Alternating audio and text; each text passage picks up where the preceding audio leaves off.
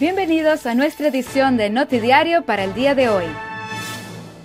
La situación de los contenedores es cada día más alarmante para los inversionistas y comerciantes que desde hace tiempo no logran sacar la mercancía que les ha llegado a la isla, y lo que les indican es que no es un asunto de papeles, pagos o aduana, sino un problema con el chasis, razón por lo cual piden disculpas, pero no pueden terminar de llegar a sus destinos. Mientras tanto, deberán seguir a la espera y continuar prestando sus servicios en lo posible.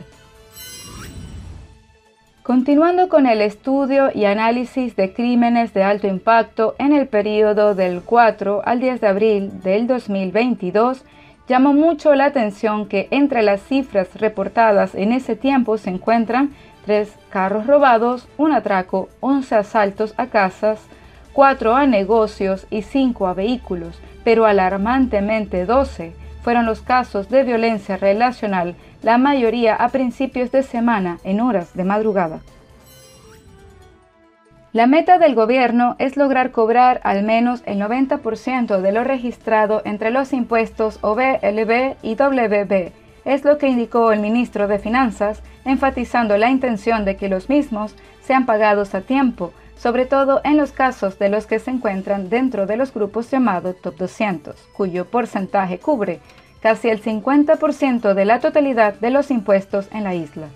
La relevancia de la labor entre el equipo de tecnología y la dedicación que han enfatizado en las cobranzas de carácter mensual se deriva en el porcentaje que se ve reflejado en las declaraciones, ya que son los impuestos sobre las nóminas o lohnbelasting y los impuestos sobre las ventas o omzetbelasting las de mayor recurrencia y movimiento. Sin embargo, la dificultad la han encontrado en que muchos de carácter comercial, debido a las circunstancias actuales, se encuentran en déficit financiero importante, por lo que han requerido subsidio de otras entidades, lo cual implica que para alcanzar la meta deseada se requiere de la cooperación de otros ministerios y la comunicación mensual de una u otra forma. Y ahora nuestras noticias internacionales. La prenda con la que Diego Maradona pasó a la historia tiene nuevo dueño.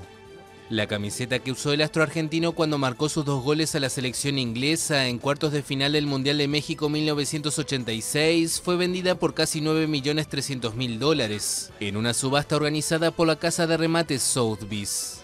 Se trata de una cifra récord para un objeto deportivo.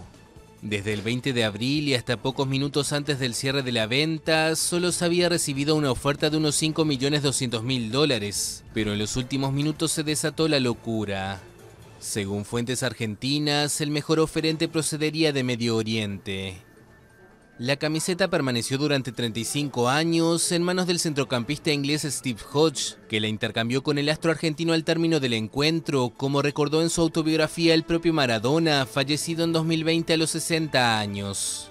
Pero la venta también ha tenido su polémica, porque una parte de la familia de la leyenda del fútbol argentino aseguró que la camiseta rematada no era la que llevaba el capitán cuando pasó a la historia con sus goles, sino la que usó en el primer tiempo.